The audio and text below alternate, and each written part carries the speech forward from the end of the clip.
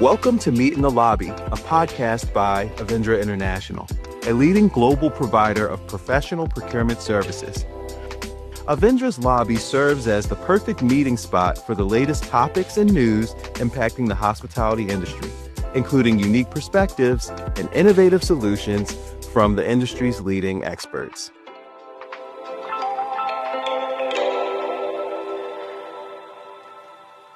Welcome back to Meet in the Lobby. This is the podcast where hospitality meets innovation. I'm Melissa McCormack. And I'm Dorien Murphy. Now, Dorien, it has been way too long since I have seen you in the lobby. I have missed you. Tell me, what's been going on with you? Yeah, Melissa, it's been a little while. I can say that we're on the other side of the Avendra Luxury Summit. It's a premier event connecting our supplier partners with our client partners. And it was just a really great time in Dallas, Texas. So that just happened. And recently, also back from upstate New York. Just a lot of traveling our beautiful country, I'd say. How about you? What have you been up to? Oh, it's been a crazy time for me as well. I actually just got back from Scotland. I was visiting one of our luxury clients in Scotland that you know well, and I had one night free to myself before I had to fly home. And I thought, I should go explore Edinburgh. And before I go out and explore any city, I go to this website that shows me quirky things to do in the city. And so I found a couple things I wanted to see. And I hiked up to Edinburgh Castle, and anybody that's been to Edinburgh knows that you will break a sweat. And I found what I was looking for, and it was a small plaque, a small memorial, and it was dedicated to the women and some men that back in the day were burned at the stake, and they were known as witches, right? This is very fitting for Halloween. And I was sitting there paying my respects, and there was a tap on my shoulder. And I kid you not, I turn around and there is a witch standing there. There is a woman. She had the hat. She had the broom. I was a little startled, to say the least. However, once I got my bearings, I realized she had about 20 people with her. And she was a tour guide with her tour group. And I was blocking their access to this plaque or to this memorial. And so she was so kind and she said, please stay. And I did. And it was incredibly informative and great. But it's little moments like that when you travel that really make travel special and create memories. So thankful to the Edinburgh Witch. Wow. I can say that I thought you were actually going to take it to the ghost. The ghost tapped me on my shoulder. That would have been truly fitting for Halloween, but wow, that's amazing. I'm glad you actually had a chance to kind of pull in a little personal with work. I mean, we do a lot of travel for work, so anytime you have the ability to do that, it's amazing for sure. All right, well, let's go ahead and jump into this episode, Dorien, because it's an extremely important topic. We're going to be talking about cybersecurity and the hospitality industry. With cybersecurity and hospitality, it's no longer a back office concern, just worrying about malware, phishing schemes. 2025, right now, this is front and center for all hotel operators. Absolutely. And October is National Cybersecurity Awareness Month. Melissa, hotels store a lot of guest data, credit cards, passport information, ID information, addresses, and phone numbers. Cybersecurity is a big compliance issue. And without a robust plan in place, hotels can experience either trust or distrust impacting their guest satisfaction scores if they don't get it right. Yeah, I couldn't agree with you more. It really impacts guest satisfaction now, and even more importantly, the business integrity. There's a ripple effect when there's a breach, and it can include lost bookings, damaged reputation, a myriad of things, and even worse, some legal fallout. For sure. I remember when I first got into the hospitality industry, and oh gosh, I'm gonna date myself, but when I first got in, and my first job in hotels was as a front desk agent. And what I was trained to do was if I needed a guest credit card or I'm on the phone and they're making a reservation, I would jot down the credit card number, the security information, everything, just so I would have it for later to input in a guest reservation. And then down the line, that ended up becoming a big, big no-no. So much so that there were big campaigns about it in the industry.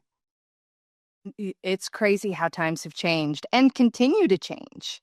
And with all of that said, we have to welcome our esteemed guest, Pam Lindemoen, the Chief Security Officer at the RH-ISAC.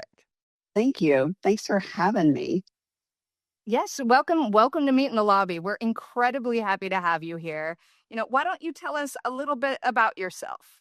I've been in IT for over 35 years. The last 10 to 11 years I've spent in cybersecurity, and I've been in the financial industry, the healthcare industry, and now in retail and hospitality for about a year. I have a question for you.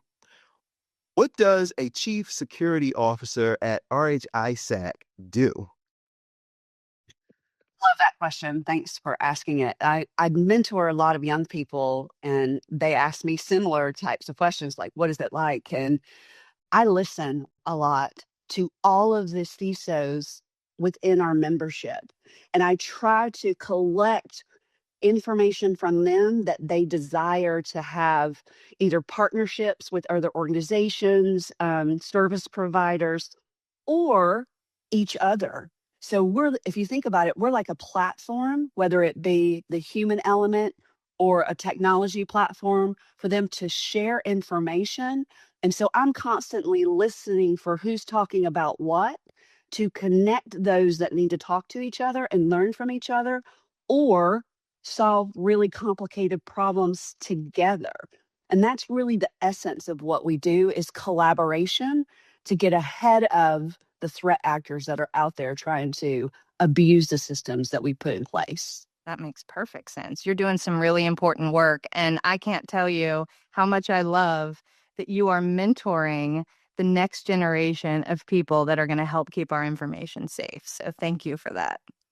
We need them. We do. We need their fresh ideas. We need their tenacity. We need their verve. We need more of all walks of humans in this fight against these criminals. They're working together, so we should work together. So looking ahead, what are the biggest cybersecurity threats that the hotel operators should be preparing for? Again, great question. So threat actors are very creative, very patient, very smart. It's not about just hacking into guests or employee accounts anymore. They're after everyone in the ecosystem. So if you think about that, it's online travel agency, tech providers, and I can go on and on. And you might ask, why? Why are they doing that? And it's because anywhere they can grab personal information for booking data, like you talked about it, Dorien, names, emails, payment details, they can exploit it. And they can either commit fraud or they can sell it. And they're scamming guests out of loyalty points and booking fees, and even tricking hotel properties into issuing fraudulent refunds.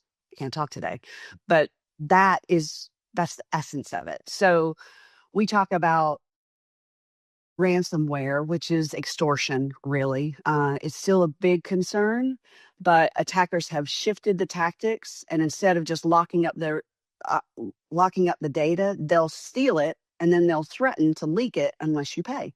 And that makes the whole process of what they're doing faster and a lot scarier. And so it's safeguards in place for those activities, and the tactics change over time, right? And they're fast about it. We've also seen groups take down entire websites. And when that happens, it's not just a tech problems, it's lost bookings, broken trust. You talked about that, Dorien, right?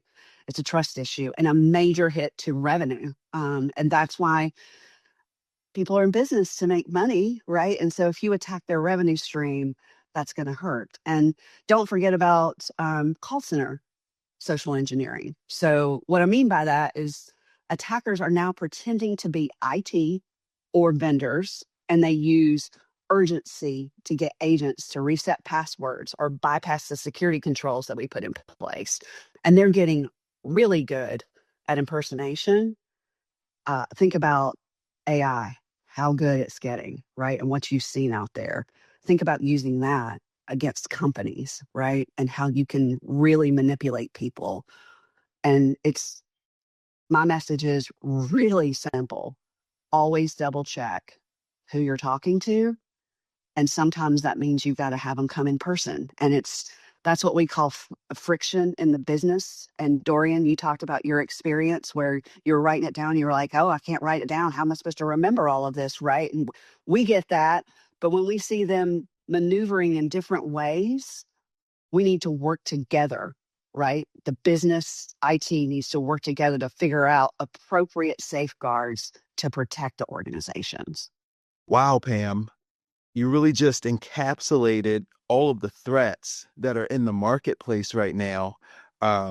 Quickly, like I am like an avid YouTube surfer, and I sometimes see different YouTubers and bloggers kind of speaking about these big call centers from abroad and domestically, and it's really this these groups are really tied in, and they understand how the folks that they're impersonating actually work and all of the steps needed to get in and trick people into the information that they want to get, and they're really exploiting folks.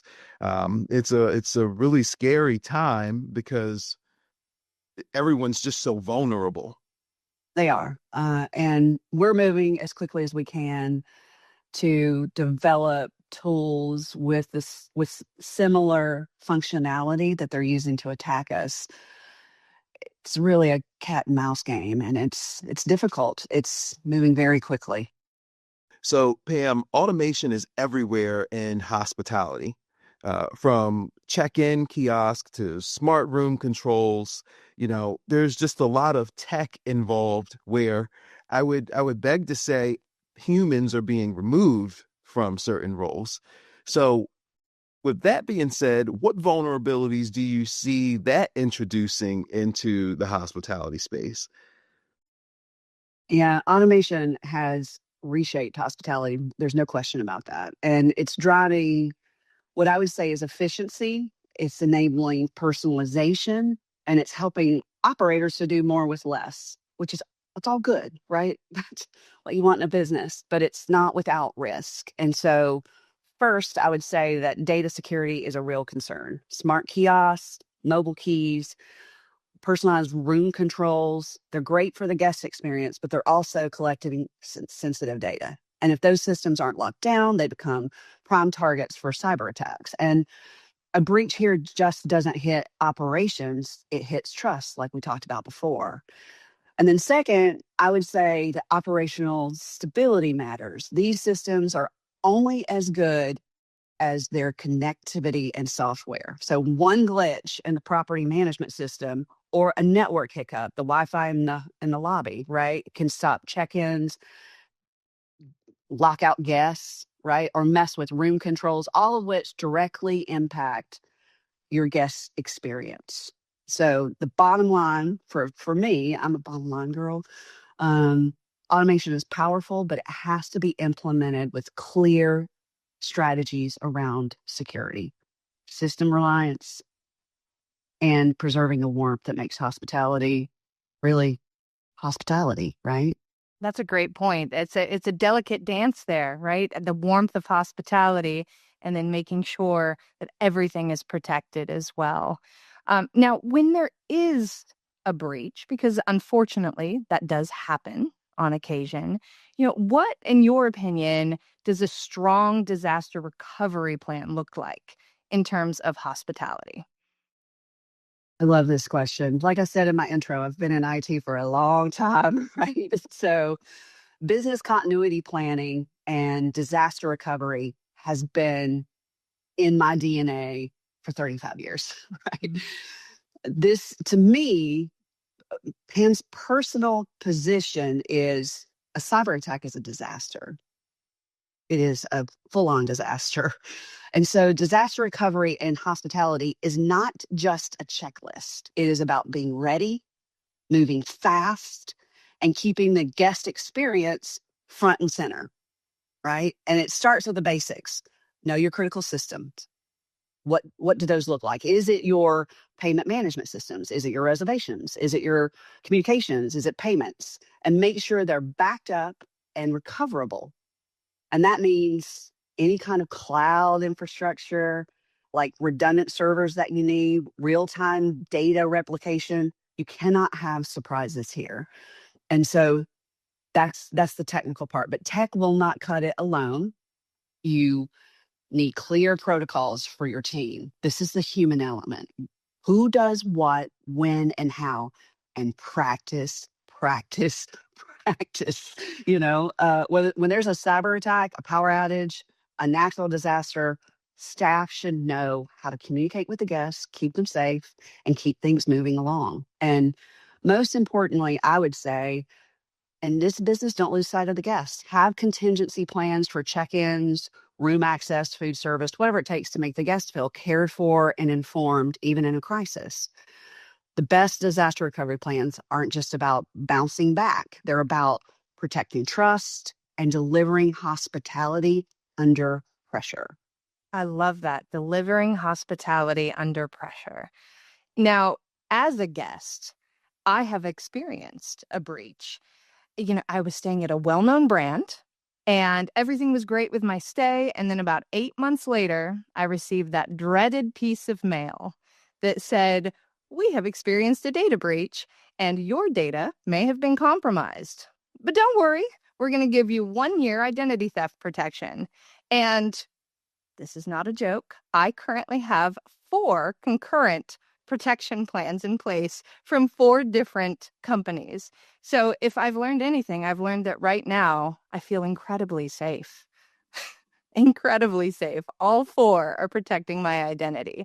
But that does offer a sense of comfort on the back end for me to know that they are scanning just to make sure that my identity is protected. So I know that that is a small step in what they can do, but it's a step in the right direction to make their guests feel protected. Well, Melissa, I don't have anyone protecting my identity as it stands. Maybe I need to, I'll offline with you and see who you actually have in play doing that, because it is important. And I haven't received any of those letters yet, but I'm certain with all of the data and things that are out there, I'm sure I'm probably exposed. Consider yourself lucky. Maybe I can gift you one of my numerous plans.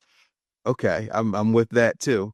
So Pam, before we close out, are there any tips or tricks that you would have for hotel operators that might allow them to kind of maneuver in this space? I do know that sometimes, budgetary constraints or things like that could be a thing that precludes them. So is there anything additional that you could share? Yeah, Dorien, that's a great question. And there's a lot going on. It can be overwhelming. And the good news is there's few simple things that make a big difference. We talk about it in the business, multi-factor authentication everywhere. That's that code that gets sent to you that you have to enter in for logging into your computer, email, any other online service. It's a great second layer of protection. So if someone gets your password, they still can't get in. Update your systems routinely. The patching, like when you get those software updates on your phone that, do them then. There's a reason that those are coming out. If it's on your machine, I have one right now. Update, install it now. Right?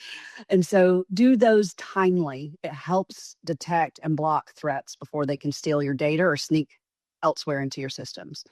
And then the last one I'll give you is practice good account hygiene. And what I mean by that is do not use the same account and password for multiple systems. And do not let people in your organization share accounts.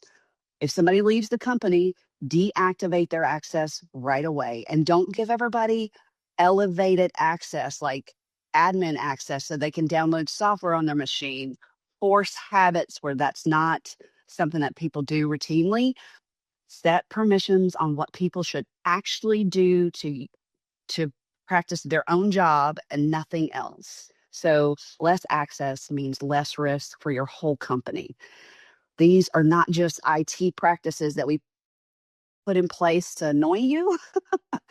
These are business essentials, and they help protect your data, your customers, and your reputation. Those are some great tips and tricks. Greatly appreciate you taking the time to meet us in the lobby today, Pam. And you can find me at RH-ISAC.org. There's a lot of information out there about what we do for the community and how you can get involved. And we would love to have you as a member and participate. We need as many as we can to fight the good fight. So, Dorien, this episode was extremely insightful. What are your biggest takeaways? Insightful and also important. I mean, there are so many bad actors out there attacking organizations and people individually. And there's so many different ways that could happen. I mean, one of the big takeaways that I have taken away was, the things that hotel operators can do to kind of safeguard themselves in the interim. And also personally, that you might have a membership there for me to help safeguard my identity as well, Melissa. I appreciate it. I always have your back, Dorien. And so, Melissa, how about you? What did you take away from the conversation? Oh, I mean, honestly, there was so much. The fact that this is an ever-evolving threat back into, the 1940s that you were talking about when you got into the industry, writing down credit card information. But how far we've come from there and how those threats have continued to evolve. And it's great that Pam's organization is at the forefront of trying to fight those bad actors. I also absolutely love that they do a lot of work on mentoring that next generation. I know I mentioned it earlier, but it's so important that we have people out there that are fighting to protect us and our identities. So, absolutely. Well, that said, we'll see you next time on Meet in the Lobby. Thanks for meeting with us today. Interested in becoming a member of Avendra's procurement services? Scan the QR code on the screen or visit us at www.avendra.com to inquire. To learn more about Avendra International and the latest hospitality news and trends, follow us on LinkedIn at Avendra International. Meet in the Lobby is a production from Avendra International. Special thanks to our executive producers, Dorien Murphy, Melissa McCormack, Corey Moriarty, Eleanor Waddell, and Lindsay Garbacic, and our production partners, Market Scale. To learn more, click the link in the description.